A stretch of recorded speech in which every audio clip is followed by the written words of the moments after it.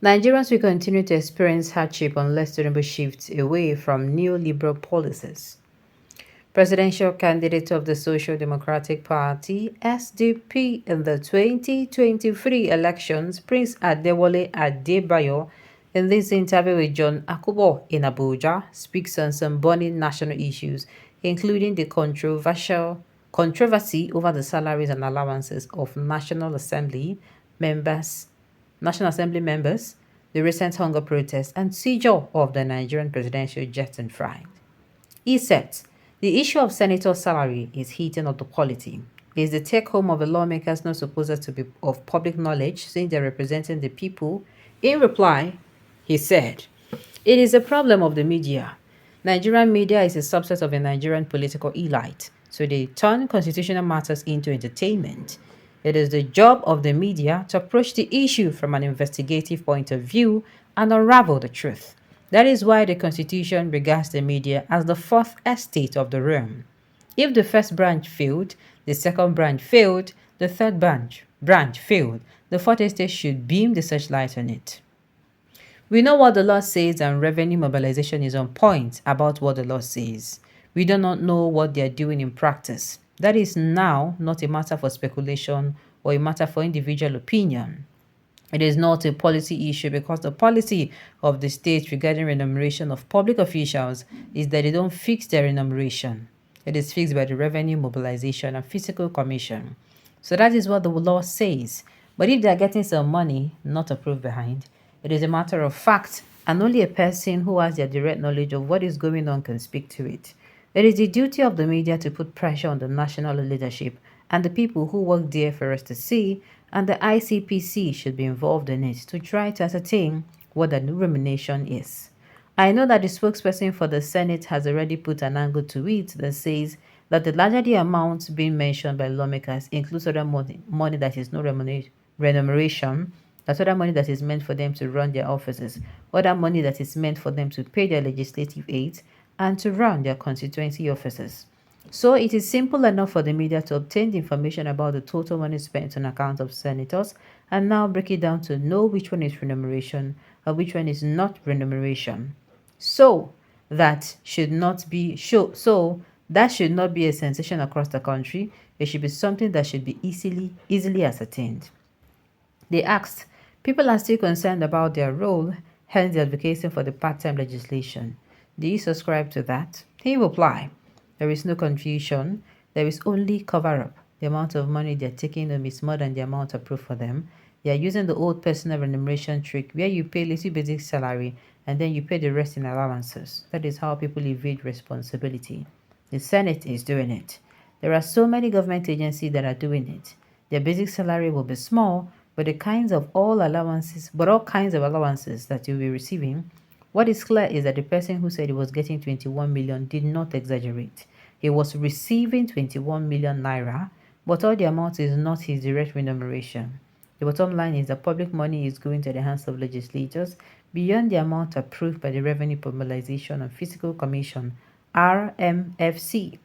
So, it is not the Senate that should be appealed to for transparency rather, because the cover-up and the mischief are coming from there. So it is the other agents like the ICPC, RMFC, the Auditor General of the Federation, and other institutions that are meant to oversight. As I said, the media should use the freedom of information, act to create the leadership of the National Assembly, the clerk of the National Assembly, and all the people involved to actually ask for clarity. The SDP has a power to believe that social justice is required in the country. The party should summon its members in the National Assembly to give clarity. They asked, do you think the right thing was done by the president regarding the recent NBAD governors' protest that lasted for 10 days? He replied, you see, I knew the protest was going to be like that, and I knew how the government would react, and I knew how it would end. I knew, of course, that people would make their point, which would have been obvious to the government ab initio that life has been tough for Nigerians. I knew when we are running for presidency, and I listened to the programs of APC, PDP, and Labour Party. I knew they were ready to throw the people into Lagoon. I knew that this policy of the so-called removal of subsidy was another excuse for petroleum excise.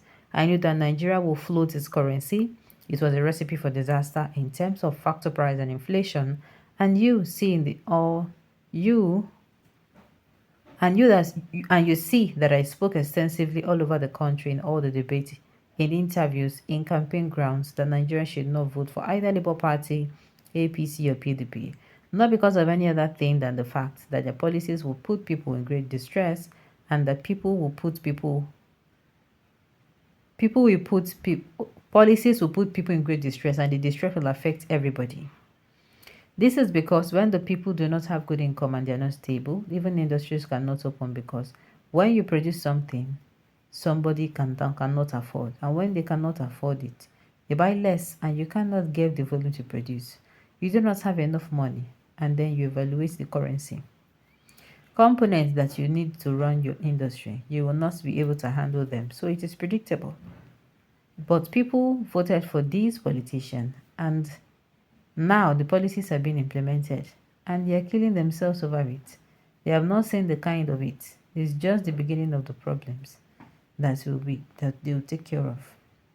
Okay, that will come out of it. So the government, what can they do? They are stuck in this bad policy. So the government, what can they do? They are stuck in this bad policy. So yes, it is true that the politicians, or the president rather, it is true that the president made a speech that was not conciliatory and was not in particular order addressing the problems. But it just showed that the problem has some set of solutions. And those solutions appear to be beyond my government because they have committed themselves to the policies. Unless you have a policy, shift away.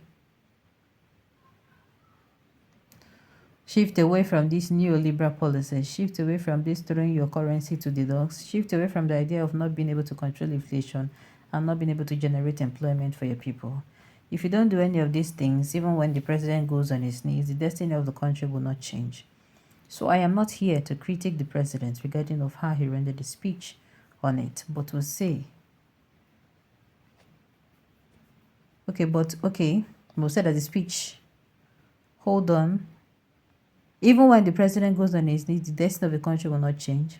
So I'm not here to critique the president regarding how he ordered the speech. Should I have been more humane in tone? But beyond that, the main issue should have been there's an opportunity for the government to review these policies. All right. On this note, we have come to the end of the news. We say thank you for tuning in to listen. Until I come your way next time, enjoy the rest